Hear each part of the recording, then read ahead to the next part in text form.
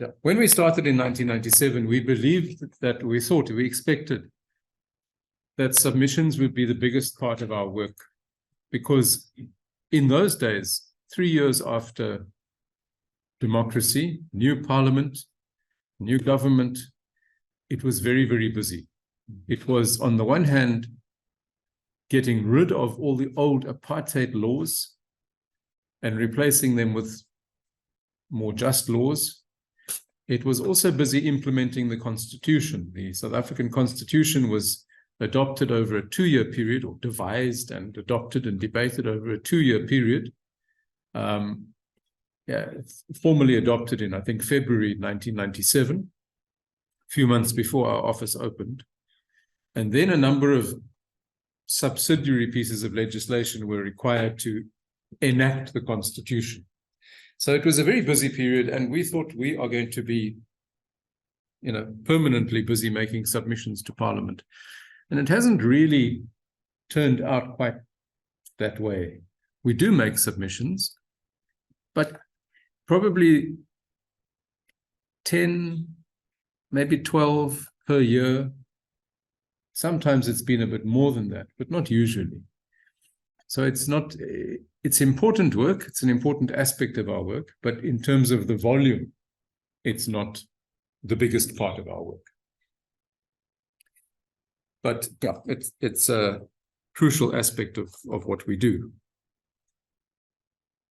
No, need to. What is going?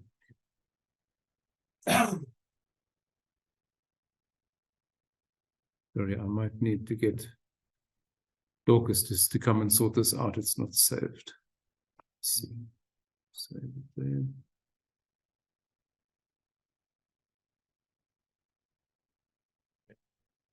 I think this is going to work. Sorry about that.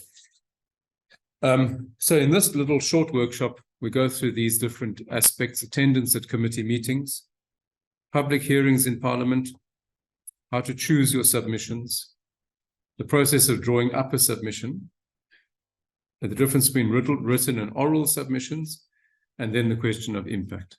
So remember, you're going to get a copy of this PowerPoint. Yeah. So attending committee meetings of Parliament is important for a number of reasons, but one of them is to be able to prepare your submission, to hear the discussions that are going on. Normally, when a piece of legislation is introduced to Parliament, the minister or the deputy minister or somebody from the relevant government department comes to the portfolio committee in Parliament to explain why they are introducing this legislation. What is the purpose? What is the point of it? And it's good to understand that. So if you can, if you know that such a piece of legislation is coming up, which is of interest to you, you try. You try to be there in order to pick up as much as possible of the information behind.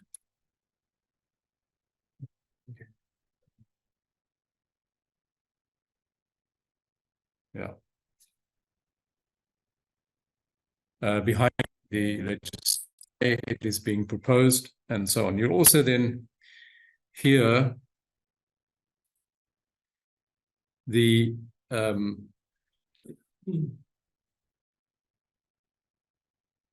voices of those who are in favor of it and those who are against it in terms of the different political parties.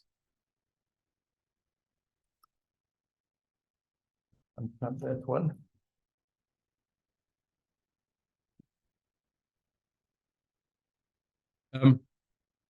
But apart from that, attending committee meetings also, as it says there, it improves the profile of organization. You get to know the members of Parliament, they get to know you, become used to you. Your knowledge base and upcoming opportunities for advocacy is improved. You're speaking to people, you're interacting with them, you're seeing what's going on. You're networking particularly with other NGOs that may be also interested in these issues, and you might also build up contacts with the media. So physical presence in portfolio committee meetings, like physical presence anywhere, enables you to make contact and to engage with people. It's it's a relatively simple idea, really. The public hearings, and I took you through that process yesterday of how many opportunities there are for public inputs in the legislative process. Even if you're not making a submission, it can be worth attending the public hearing simply in order to keep up with the debates and to hear who is saying what about things.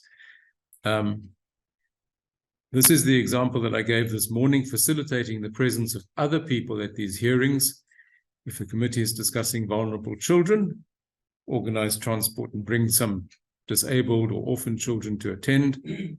Or you can encourage just members of the church, lay people in the church, pastors, whoever it may be, to show their faces. You might decide it's worthwhile trying to get a bishop or someone important, leadership level, to come and sit in. Again, just like flying the flag and indicating to the MPs how seriously you are taking this particular thing. Another thing that we do sometimes is to facilitate the submissions of other church agencies. Remember what I said this morning? One of the do's and don'ts is that you must be aware of the procedures and the conventions of Parliament. You learn those by your presence there. You pick them up over time. It's part of your experience. Other agencies in the church may never have never had anything to do with Parliament. It can be quite an intimidating thing for them to walk into a parliamentary committee room and not know what's going on. So you play a facilitating role. You go with them, in other words. You take them there, you show them where to sit, what to do, you help them to prepare their submission, and so on. They may have expertise in a field that you don't have, health or education or whatever. You've got the expertise in the parliamentary protocols and things like that. And then, where possible, work in networks. This is sometimes difficult for the church. There are certain issues of policy where the churches stand apart from the rest of civil society, and the Catholic Church in particular stands apart from even some other churches on certain issues like abortion and such matters. So it's not always possible to network together because we don't always agree with everybody else. But most of the time we do. Remember, going back to what I said earlier this morning about advocacy, if we as a church organization and other organizations in the secular human rights world are all really pushing for the common good, then we have an area of agreement. We have a basis of agreement there already. And so that makes it easy to network. So networking, whenever possible, is important. It broadens the base of knowledge that you can bring to Parliament. It can increase your impact because you're now seen as not just one organization, but a group of organizations. It's kind of more powerful, carries more weight. And you can even split up the work sometimes.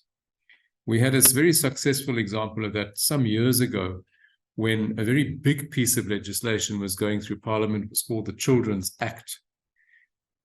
It's big. It covers all aspects of childhood, social welfare, family law, psychosocial development, etc., etc.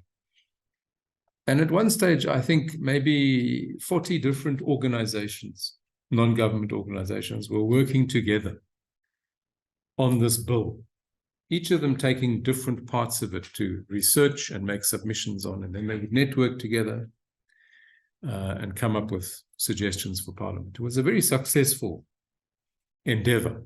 Took a very long time. It took 8 years for the bill from its first tabling in Parliament finally to be passed. But because of that intensive work by civil society, it was a great success. So that was a very important example of a network. It's important to choose your submissions carefully. And I've divided this here into 4 sections. And it's all really about questions of competence. We must be very careful as the church not to exceed our areas of competence. And there's unfortunately an awful lot of people in the church, the Catholic Church, but other churches as well, I think, who believe that they are experts in everything. And the higher you get up, the more expert they become. But in fact, there are many areas where the church has little or no expertise at all. And we can make a fool of ourselves if we go off to Parliament and we make ill-informed submissions because we think we know it all when in fact we don't. So I divide it into 4 categories. The one is issues where the church is competent to comment in terms of its own theology and its own teaching, issues around life, family life, conflict, peace building, and so on. We have a deep competence in those areas. Then there are those things which might be outside the special competence of the church, but are of concern because of their consequences. And here's the whole area of economic policy, defense, environmental issues, and so on. So what do I mean there? The Catholic Church has for a very long time said the church is not competent to prescribe economic policy and to say that this economic policy is better than that one. That's a matter for economists and other scientists who understand such matters. But the church can look at the consequences of an economic policy. Here's a policy that resulted in mass unemployment and poverty. We can say those consequences are bad. So you need to rethink your policy. We're not going to tell you what your policy should be because we don't know. But we do know that that one caused a lot of harm. So the church can focus in on consequences, social consequences, and comment on them. Then there's the issues where the church has a long tradition and understanding and involvement. And we've mentioned some of them already. Things like education and health provision, poverty relief, social development, working with refugees and migrants, and so on.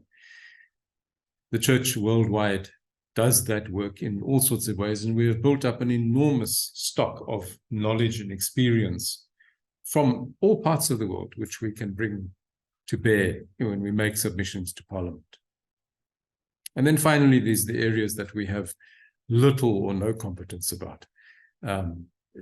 Details of tax policies, technical and scientific legislation, company law, and so on. And so we never say anything about those. We make no submissions on the legislation that deals with those things because we really have no right, no competence to do so. Okay. There's a process that we follow when it comes to drawing up a submission. First of all, you need to be aware of invitations, opportunities to make a submission. And here again, I'm very much aware that we are in a very fortunate position in this country because of that constitutional provision I showed you yesterday, that Parliament must facilitate public involvement. That is taken very seriously. So we get emails from parliamentary portfolio committees inviting us to make a submission. They also advertise in the newspapers, sometimes on radio and TV, on social media also, when public hearings are going to be held on certain matters. And people are invited to send in written submissions and to indicate whether they want to make an oral submission as well. So it's quite a high level of facilitation from the side of Parliament. Even so, you might not notice that, you might not get an invitation from each and every committee. So that's where networking also becomes quite important.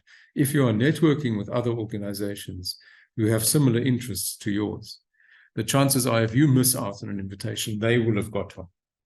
And then the information can be shared. So find ways to be aware of when there will be public hearings and be ready to make a submission. We make that decision in the team about whether we want to or need to make a submission according to that list of criteria that I just mentioned. We then allocate that submission to a staff member, whoever it is. We do the research, we draft a submission. Very importantly, that we look for the positive and the negative. This links back to what I said about not only always complaining about things, but also giving praise where it is due or giving support where it is due. And almost always, even if the piece of policy or legislation that you are focusing on is basically undesirable or bad, you can find something good in it. Find something which is worth supporting. And so we do that. Most of our submissions have a bit of both. We support this, we generally support that. However, we've got a problem with ABC, that kind of approach. Then seeking approval from the church. Well, to be honest, we don't really do that. We have a liaison bishop who is responsible for oversight of our office, being part of the bishop's conference. And we keep him informed about the submissions that we are making. If it is a matter of great controversy, then we will go further. We may refer it to the Secretary General of the Bishops' Conference, and he can decide whether to send it out to all the bishops and that sort of thing. Or more likely, Peter John will just informally phone up a couple of the bishops and have a discussion and say, what would you like us to say about this or that? But it doesn't happen often. We have fortunately built up a good relationship where the bishops let us get on with doing the work. They don't look over our shoulders and check up on us. And if you can get to that position, it's very good. Because if you have to wait for approval from the bishops, it'll be too late. The bill will have been passed, the public hearings will be finished before sometimes the bishops wake up and give you the feedback that you want. And then lastly on this, make sure that the submission reaches its destination. Don't just hit send on the email and assume that it's going to reach the secretary of the committee in Parliament. You can put a read receipt or a delivery receipt on your email, but it's also good to follow up a few days later with a second email or a phone call or something to make sure that it has been received. I want to just bring in quickly a point here around the question of the second point there. Do we need to or want to make a submission? When we started our work in 1997, we tried to respond as much as possible to the laws that were being introduced into Parliament. We would look at them all and decide, does this interest the church, does this not, and so on. And we soon became a bit overwhelmed. We realized we were missing out. It was a bit arbitrary the way we would take one bill, do a submission on it, and then forget another one or miss out with it. So after some years, we decided to focus in on certain thematic areas. And to this day, that's how we work. So we don't say anything about defense issues. We don't say anything about trade and industry or agriculture, or most issues, in fact. We have narrowed down on a 3-yearly basis our focus to about 5 topics, and we concentrate on them. On the board behind you over there, just as a matter of interest, we didn't put the board up there for this workshop. That board used to be where the TV is now, and we just happened to move it, and it was covered up by that screen up there. And when we uncovered it, we found what we had written there 15 years ago, in 2008, when we started this process of what we called projectization, when we isolated a certain number of themes to work on. Back in those days, we had a slightly bigger staff than we have now, so we were able to, first of all, there was the outreach and exposure, which is what this is, our outreach training. Then we had a project on children and the family, one on social development and economic justice, migration and human trafficking, good governance, environment and climate issues, and then one that we just called other, to accommodate anything very important that might come up that was not under one of these other headings. And then in each of these main headings, we would write what we call sub-themes. So under children and the family, we had vulnerable children, family and marriage legislation, and child-headed households. And so you can have a look at that. See, under migration and human trafficking, even back in those days, 15 years ago, we had Zimbabwe as a sub-theme. And we've kept to this system ever since. Every 3 years, we revisit the project headings that we have and the sub-themes, and we change them. So we've had, over the years, we've had a theme on land, We've had a theme on municipal governance and service delivery. We've changed them a bit. Many of them we've kept more or less constantly throughout this period. Children and the family, we've kept. Good governance, we now call it democracy and governance, we've kept. But I mention this because I think you might find it advantageous in those of you who are working in CPLOs, to pre-select some topics or themes that you're going to focus on for 1 year or 2 years or 3 years or whatever it is, and then forget about them. You can't do everything. You can't cover everything. We also found that once we chose themes like this, our staff, we used to call them researchers, now we call them project coordinators. Each one given responsibility for one of these areas. And they then were able to develop their expertise. Whereas before they were running around trying to do all sorts of different things and not really going deeply into any of them. So this projectizing or making your work more thematic can be an advantage. It also allows better planning. Okay, lastly, not quite, but almost.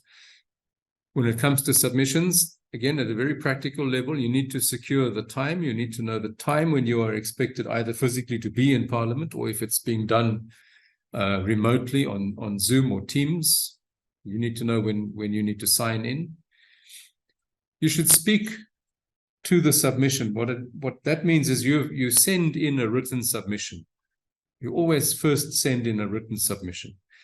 And then it may be months later, or even years later, that you're called upon to make an oral submission. Make sure that you speak to what you've sent to them. If there's new material, important new matters that have come up, okay, you can add those in. But MPs are listening to many submissions. They need to be able to follow what you're saying. If you go off on a tangent talking about something else, you're just going to cause confusion. Avoiding repetition, that doesn't mean repetition in your own document, in your own presentation. Of course, you must avoid that kind of repetition. But avoid repeating what everybody else has already said to them. Now, again, if you are attending the committee meetings, if you're attending the public hearings as a whole, and not only your own little time slot, then you will know that the people who spoke before you said ABC. And then you don't have to say ABC as well. You can just say, I agree with what the previous speaker said, and then you move on to something else. If you think about it, if you're a member of Parliament and you're sitting there for 3 days of having public hearings, and 20 different organizations come and tell you the same thing, it's going to get kind of frustrating and boring. So take advantage of the fact that some points have already been made and introduce new ones of your own.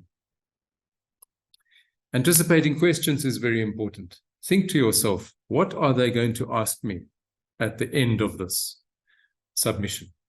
One of the questions they often ask is, and it comes back to what we were talking about this morning in terms of being in touch with the grassroots and the communities and so on. They want to know, who are you really speaking for? Your own office? All the Catholics in the country? The church leadership? They want to know that, and they ask us that.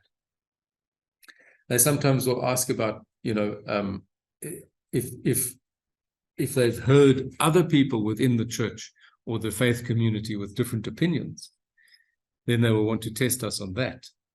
And that comes back to what you raised earlier this morning. What if Justice and Peace is saying something and CPLO says something different? Now that has happened to us. And it's very embarrassing when that happens. Yeah. So on that occasion, the fault was not our fault. One of the Diocesan Justice and Peace Commissions just decided they were going to make a submission to Parliament on a particular matter. I can't remember what it was, but they did, and they didn't inform us, which they should have done, seeing as we are the parliamentary office of the church. And when we went to make the submission, they were there on a previous day. We didn't even know, you see. One of the members of Parliament, who is now the Deputy Minister of Justice, was able, and he really enjoyed it, to say, yesterday someone made a submission that disagrees with what you're saying. And we said, well, we don't mind. People can disagree with us. And he said, no, but it was within your own church, your Justice and Peace Commission. That was very embarrassing. So again, it's about keeping communication going, keeping the networks going. This is one of the areas of great advantage for CPLOs that are part of the Justice and Peace Commission or department at a Bishops' Conference, like in Kenya, for example, where you've got Justice and Peace and it's got its different desks, one of which is the Parliamentary desk. That will avoid such a situation. Here, our Justice and Peace Commission is on the other side of the country in Pretoria, and sometimes they do one thing and we do another thing. So difficult.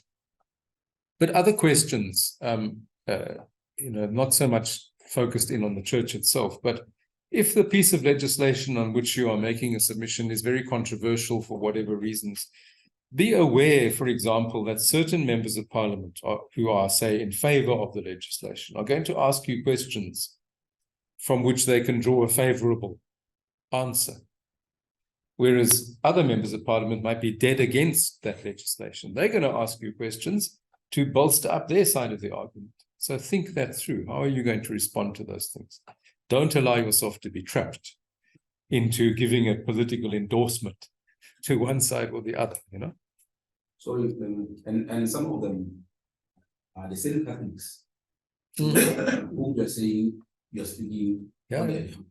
Yet in the same parliament, they're the ones who are against what we're presenting them. Exactly. I remember an occasion many years ago where at the end of a submission, an MP from one of the opposition parties said, well, I'm a Catholic and I don't agree with you. That's fine. That's no problem. And I said, well, that's okay. Everyone is entitled to their own opinion. But what we are proposing here, we are proposing on behalf of the church. Any individual Catholic is free to differ from that in their own conscience if they wish. But this is the perspective that comes from the Bishops' Conference.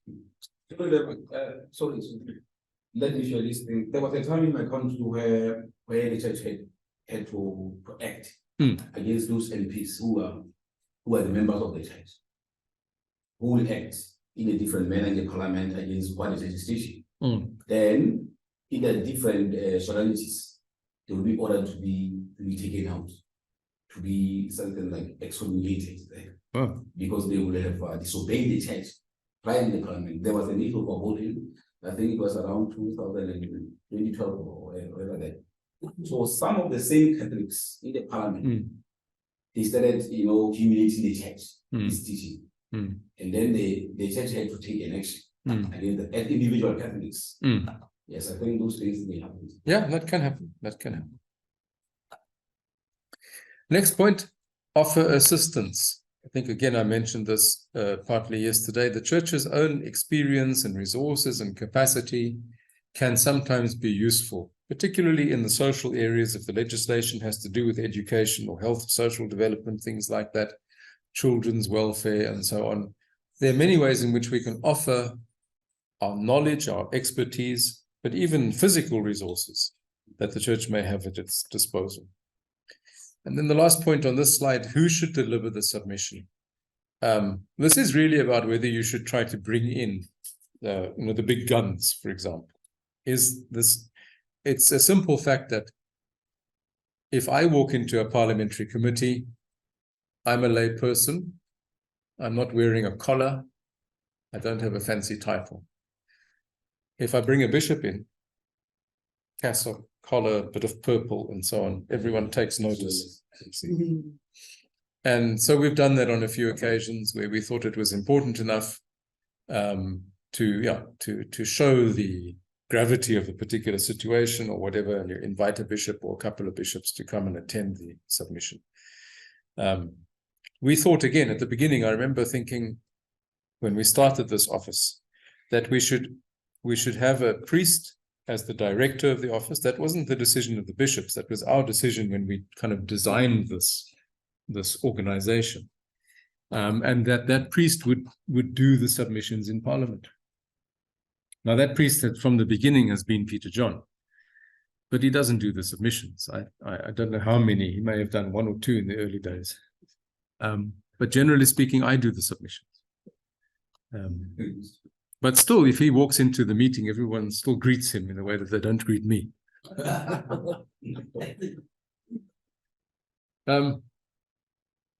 Yeah. It's good to focus on specific provisions in the bill. So again, you might be saying, I support this one, we don't support that one, we've got questions about this one, but be as specific as you can without going overboard into detail.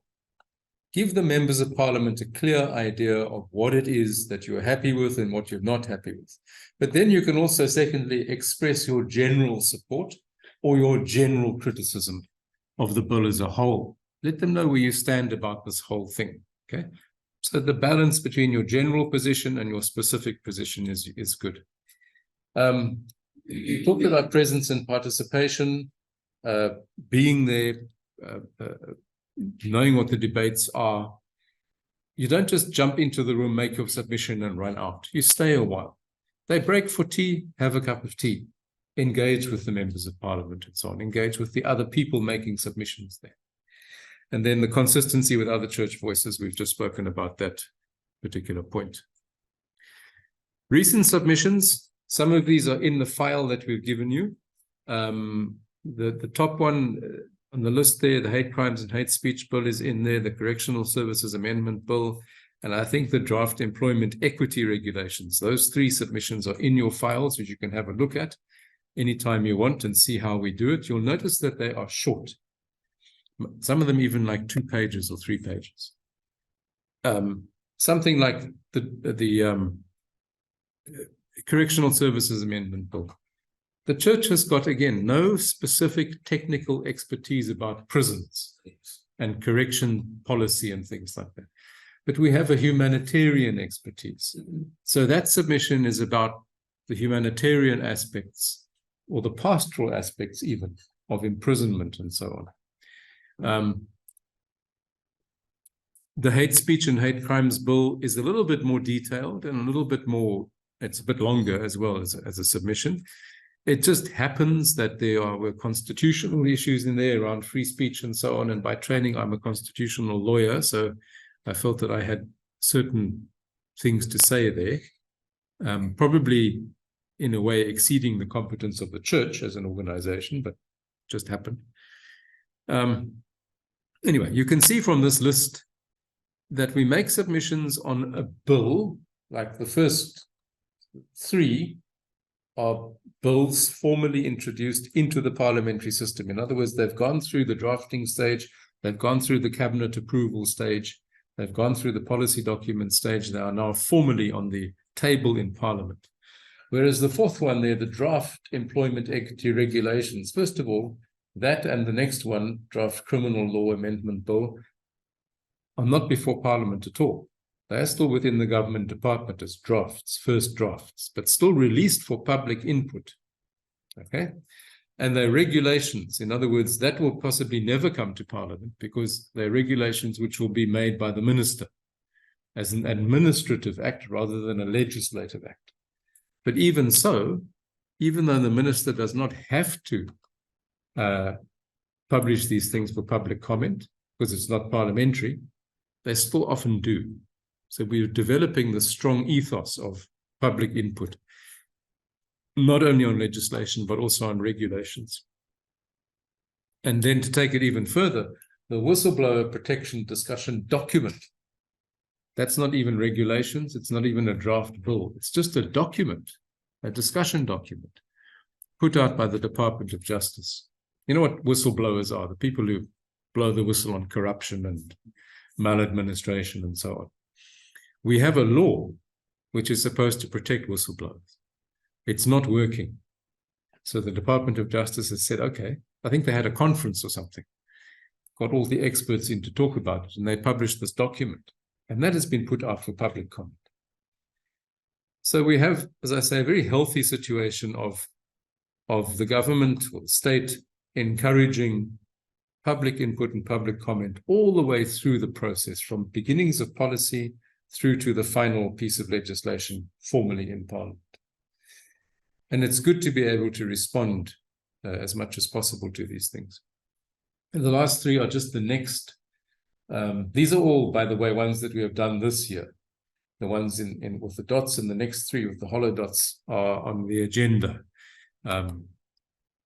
Two of those, I think, have been tabled in Parliament, and we've been invited to make submissions. The first one, General Intelligence Laws Amendment Bill, is not yet before Parliament, but it will be quite soon. So we should end this year with 1, 2, 3, 4, 5, 6, 7, 8, 9, 10 submissions, more or less. Okay. Finally, very importantly, with submissions, 3 points: brevity, tone, and competence. So we've talked about competence already. Brevity is important. Make sure that your submissions are short and to the point, that it's possible for the members of Parliament actually to read them. Because anything that they don't read is just a waste of paper, and it's a waste of your time and your effort. That's why we keep our submissions as short as possible. The tone, try to be positive, affirm the good aspects of the bill. Don't only make submissions when you've got something critical to say.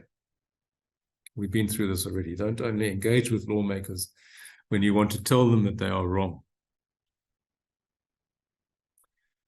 Okay. I'm going to move straight on to the submission on publications, which I must just find quickly.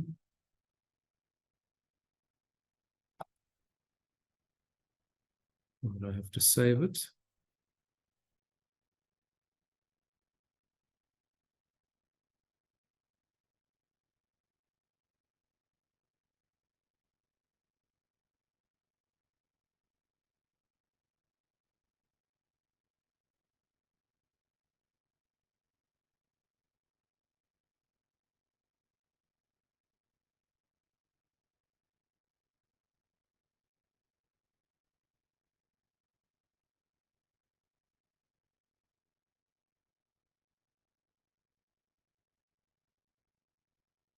Okay.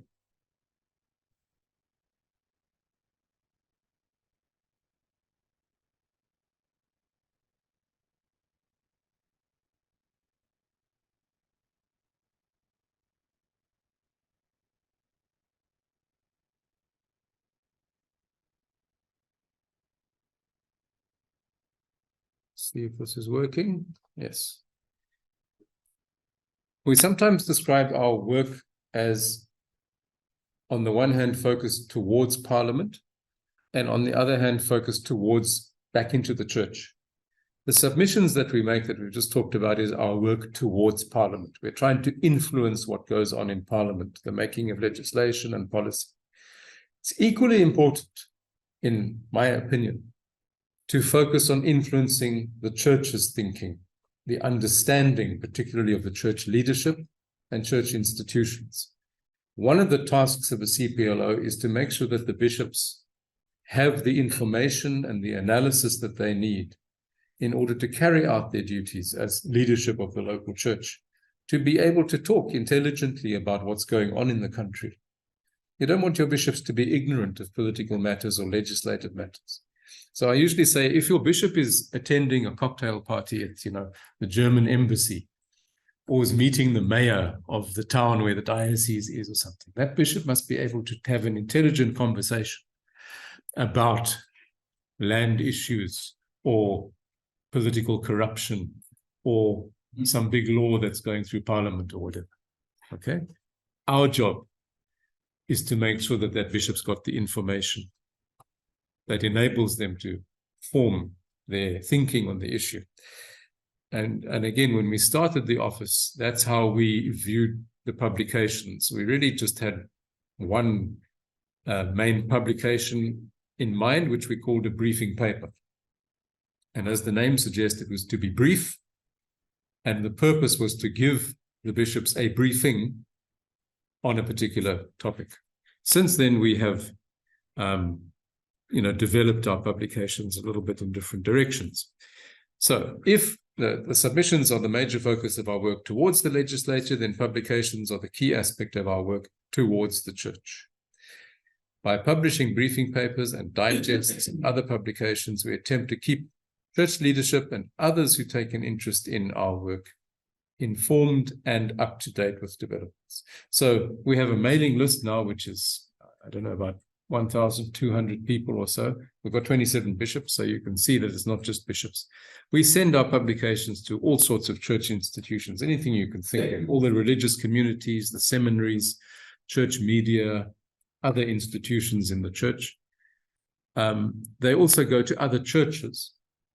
So the Methodist Church, for example, the Anglican Archbishop is on our mailing list, the head of the Dutch Reformed Church, and some others. Even people outside of the Christian community, the Jewish Board of Deputies, some structures within the Muslim religion get our publications. We send them to many secular NGOs and civil society organizations, people in the diplomatic corps from a number of countries, ambassadors and consuls and so on. And then people in Parliament, not every MP, but quite a number. And very importantly also, parliamentary research staff. The people in Parliament who do the thinking and the researching, they need to know what the church is thinking about stuff because they can feed that into the minds of their MPs that they're working for. So do you advise that we can even, create some social peace? Some points in social media? Definitely. Probably in future, as part of this workshop, we'll have to add a fourth part to it where we talk about social media or even put social media under publications. We do, we tweet or we X, whatever you call it now. So we're on X. We have a YouTube channel. We put all our videos of events on the YouTube channel. We used to be on Facebook, but I think we've dropped it. We've got various WhatsApp groups. Many of you are on the Africa CPLO network WhatsApp group, for example. And then the website. That's the main place where everything can be found, all our publications, videos, and so on. Yeah, so that's very important. So the publications that we have now are briefing papers, responses, and digests. And there are examples of all three of those in your files, about 2 or 3 examples of each that you can again look at and see what the purpose is of these things. We used to have also longer publications, which we called occasional papers and research papers, but we've given them up basically. They take too much time, and we don't think that there is a huge readership in the church and in our circles for a 50-page document on some topic. So we would only do such a thing, a bit like that COVID booklet that I showed you just now, that's in your folder. When the occasion arises and there's money available, and we were able to persuade 5 people outside the office. None of us wrote any of that stuff. It was all outsiders. That's the only time that we would do a big research paper. Otherwise, it's not worth it. Briefing papers, some of the most recent ones that we've done now, I've named them there. So something on constitutional governance, because we are anticipating that after next year's election, we may have a coalition government in charge of the country if the ANC drops below 50%. The decriminalization of sex work or prostitution, that is a policy document that has been put forward by our Law Reform Commission. So we wrote a briefing paper to investigate that. The third one there, unlawful, unconstitutional, and invalid. That title is a quote from our Constitutional Court, which ruled that the Minister of Home Affairs, who made a decision to suspend what's called the Zimbabwe exemption permits, which allows a lot of Zimbabwean citizens who live in South Africa, who fled Zimbabwe 10 years ago, 12 years ago, after the violence of the 2008 elections. They've been living in this country ever since, but illegally. And the Zimbabwe exemption permit is an exception to our immigration laws that allows them to stay here and work. Now the government wants to remove that exception and send them back to Zimbabwe. Constitutional Court said the way you've done that is unlawful, unconstitutional, and invalid. And Peter John then wrote a briefing paper to unpack that decision and explain what it was all about. And then Kenny, that you met yesterday, Kenny wrote this paper on the long and winding road to new energy vehicles, electric cars, and so on. So you can see there's a bit of a range of topics, but each one of them is fitting under one of our thematic areas. So the constitutional governance fits under democracy and governance. The decriminalization of sex work fits under our women, children, and the family project. The third one that Peter John, obviously, Peter John wrote falls under our refugees and migrants project. And Kenny's paper on electric vehicles falls under our economic and social development project. Could also put it under our environment and energy project. Okay, so briefing papers are our main publication, usually between 4 and 6 pages long. Anything longer than that, maybe it's not going to get read quite so easily. So we keep them to that kind of a limit. We aim to publish about 20 per year, divided through our 5 different projects. So you can tell it's about 4 papers per year per project.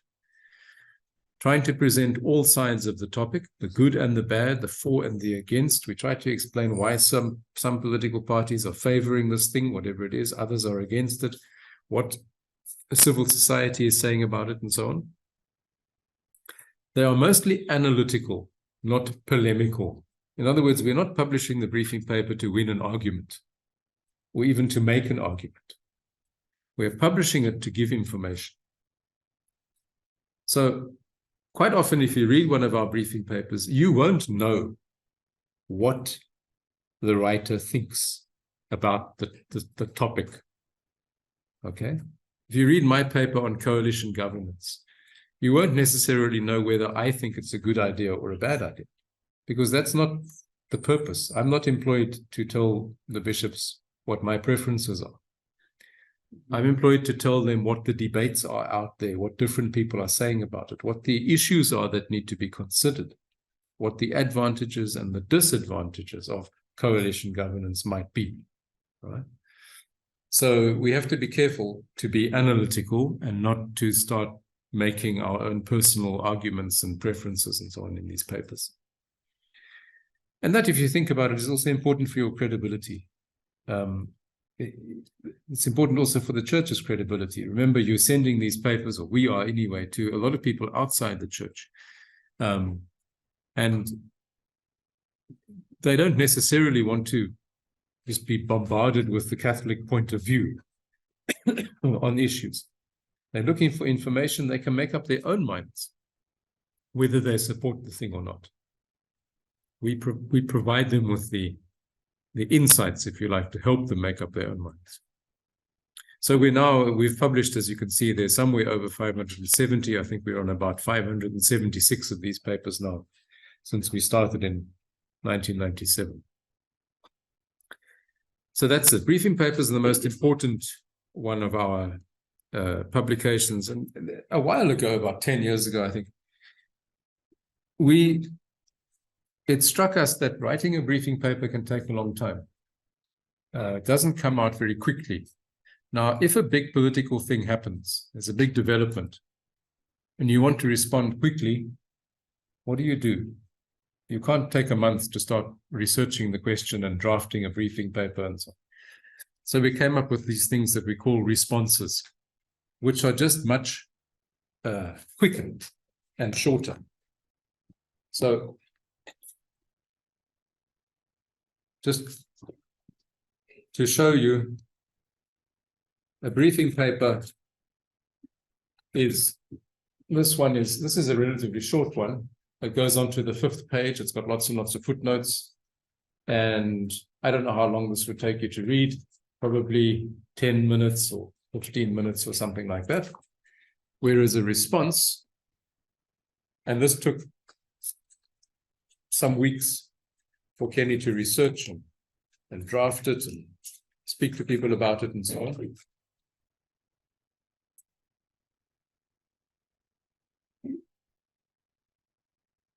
This response, 1 page with a few lines on the back, quick. This was written, as it happens, by me. Probably took me 2 hours or something like that one night when it was announced just before Jacob Zuma was supposed to go back to prison. This was in August, that the government suddenly decided to have a general amnesty for a whole class of 9,000 prisoners, including Jacob Zuma. So he didn't have to go back to jail. And the government tried to tell us that, oh, we were thinking about this for months and months and months, and it's just a coincidence. So that's the kind of political thing that happens, that you feel, no, we've got to say something about this. So for me, that was against the rule of law. So I wrote this thing called Another Blow to the Rule of Law. But you don't want it to come out 2 weeks later. It's got to be quick. That's why we call it the response. It's your initial response to an issue. So that's the second kind of publication that we do. And they should never be longer than maximum 2 pages, preferably 1 page or slightly more. You want someone to get it in their email inbox and read it immediately, not put it aside and say, oh, I'll come to that sometime later, and you lose impact. Are they available on your website? Yeah, they're all on the website. Yeah. And then the third kind of publication is these things that we call digests. We've given you 4 examples of digests in your folders or your files. And this was, the idea for this came from Peter John. He was researching his briefing papers, and he said, there's so much that I read in my researching that I don't put into the briefing paper, because then the briefing paper would be 20 pages. So we need to find a way of making that extra information available to people who are interested in the topic. And so this is what we do. We put together a digest which consists of a number of links to articles or journals or newspapers or whatever that we have come across in our research. And we find, so this is about employment equity, okay? Kenny wrote this one. And there's 1, 2, 3, 4, 5, 6 articles that the reader can go and check up for themselves later if they're interested in the topic. And so we have these digests in a number of areas there: family digest, environment, economics, refugees, migrants, and democracy. And we would even sometimes do another one. Again, if something big happens, there's a big controversy about a topic that isn't one of our themes, but if we think it's important enough, we'll do a digest on it. This is probably the easiest publication. If any of you are thinking of doing publications, this is probably the easiest one to do, because in the internet age, we're always receiving information by email. Other organizations are sending us stuff on email. It's very easy just to copy those links, put them into a format like this with a little introductory paragraph of a couple of lines, and mail it out. And it's then up to your readers. They can choose if they want to just read your paragraphs or if they want to go into the actual links for themselves. Okay. Then I mentioned occasional research papers that we don't really do anymore, but they used to be part of what we did. We also used to have newsletters back in the days when we still posted our publications. We used to do a colorful newsletter with lots of photographs and things like that. But when COVID came along and we stopped having events, we didn't have any photographs anymore of our events. So we stopped the newsletters, and we don't do them anymore. To some extent, the website has taken the place. Some principles around publications that are important. First of all, I've mentioned you are there to convey information and analysis rather than your own opinions on a particular topic. That question of balance, once again, talk about what's good, but also talk about what's bad in the thing that you are dealing with. Also, to be politically balanced. Don't always simply repeat the point of view of the governing party or the opposition parties or whatever. Make sure you give a balanced picture of the whole debate around an issue. You allow readers to draw their own conclusions. Remember, you're not trying to win an argument. Write in a way that's accessible. These are not academic papers. Okay, they're not meant for professors. At the same time, they're not meant for children either. You know, you have to, well, we write them still with the bishops in mind. People who have been educated, who have a good level of understanding, but may lack expertise in particular areas. So you've got to be careful with things like terminology and jargon. It might be familiar to you, but it might not be familiar to all the bishops and others in church leadership. So write in a way that is accessible and doesn't speak down to people, but at the same time is not too technical that no one's going to understand it. Also be professional. You can decide for yourself, if you look at these documents, how do they look? I think personally they look fairly professional. They're neatly laid out. You will not find many mistakes in them because of the process. Peter, John, Kenny, myself, our other research staff write these things. I edit all of them. One of my jobs. I pick up the mistakes that we all make, and I correct most of them. I also put it into the style that we use. Every paper has an introduction and section headings and so on and so on. But then it goes to someone else, a professional media person, who does the layout and proofreading. And he happens to be the husband of Sue in here. He picks up the things that I miss. So you've got at least two checks of the document. And then, so when it goes out, as I say, you very, very seldom will find a typing error or a mistake in them. And that's important. First of all, it shows respect for your readers. If I was a bishop and I was receiving stuff that was badly written, full of mistakes and all the rest of it, I would be thinking, hey, why am I employing these people? You know? But it also adds to the weight of what you're saying. If your publications are professionally produced, they look good, they are neat, they read well, what you are saying in them is taken more seriously. Simple as that. And then try to find the Catholic or the Christian angle. We often bring Catholic social teaching into what we write. So we analyze a proposed law or policy or whatever through the lenses of Catholic social teaching, the values of common good, solidarity, subsidiarity, etc., etc. That's an important part of it as well. Yeah, before you pass. On the subject point, do you mean that you don't get contribution for your writing? So we don't? You simply leave open your writing. That means you don't get contribution. Allow readers to draw their own. Yes. Correct. Yeah, I mean, every paper, as you'll see, has a section that is headed conclusion. All right, but we try not to make up people's minds for them. Like I say, it's not an argumentative paper. I just want to find an example here, if I can. Yes, in your file there you have the briefing paper on the decriminalization of sex work. Okay. If you read that conclusion,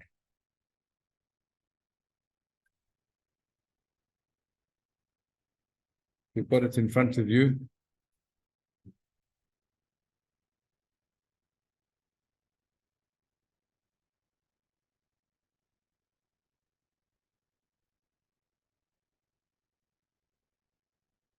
The point is, there are really two paragraphs in that conclusion, and it starts off saying there are clearly risks associated with the decriminalization of sex work, and we then summarize what some of those risks are. And then it says, on the other hand, the situation cannot simply continue as is.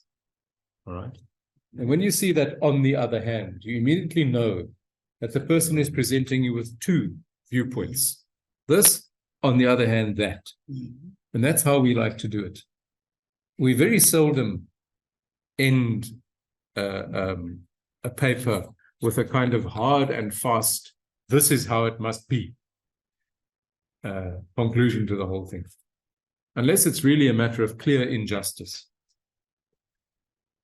So this is just an example of allowing people to draw their own conclusions, to make their own mind up on the strength of the information and the analysis that you have given them.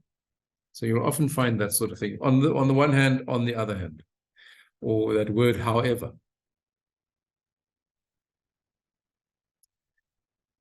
Okay, we must just watch the time. We're going to get a bit behind. I should have given this more than an hour. We used to ask people to pay a subscription for our publications. It was a waste of time, really. But some dioceses do, some of the religious houses do, but it brings in very, very little money. It's more important to see that your publications reach the audience. You never want a situation where, because people don't have money, they cannot read what the church has to say about these issues. So I wouldn't even bother, if I was starting again, I wouldn't even bother asking for subscriptions. Very important not to copyright them. If you look at the back of any of these publications, on the last page, you will see a paragraph that says this digest or parts thereof may be reproduced with acknowledgement, or this briefing paper may be reproduced. So we invite people to make copies, to send them on, to distribute them far and wide, to use them in their own work. I'm perfectly happy, you know, if another organization takes one of our publications and puts it on their website. There's no copyright, because we want to get our ideas out there. This is not a commercial enterprise where we're making money from these publications. So why copyright them? But we do ask that you acknowledge if you make further use of it, or if you, pass it on via your website or something. And then lastly, we distribute by email only. We used to post our briefing papers in particular, but the South African Post Office is now in such a state of breakdown that nothing ever gets delivered, and it's expensive. And when COVID came along, obviously, we stopped posting anyway, because we were all working from home and we couldn't sit here filling envelopes. And we realized that emailing is just much more efficient and easier. And so the publications all go out by email. The one big area of weakness that I have to admit is that we do not get these publications into parishes. They go to every diocese, to the bishop's office. Some bishops or their secretaries or someone then distributes it in that diocese by their own mailing list to the parishes, but not many. And we have never found a way in this bishops' conference. There doesn't seem to be a single database in our bishops' conference of all the parishes in the country. We've asked, but that may be different in your countries, especially in the smaller dioceses, like Manzini, for example. You probably have one email database for every parish in Eswatini. No? I think you do. So when you write a briefing paper, it will be quite an easy matter, just by pressing an email button to send it to every parish priest.